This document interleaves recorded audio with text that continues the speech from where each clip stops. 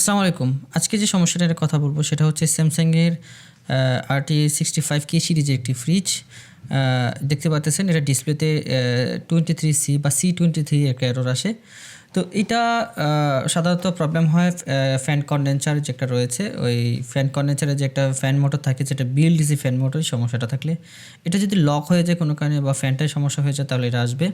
এটা সমস্যা থাকলে কোনো ঠান্ডা আসবে না এবং এয়ারটা আসবে এবং কম্প্রেসার খুব কম চলবে, বেশিরভাগ সময় কম্প্রেসার বন্ধ থাকবে। দেখেন একদম কম্প্রেসার চলতেছে কিন্তু ফ্যান চলতেছে না, ফ্যানটা একদম লক হয়ে গেছে।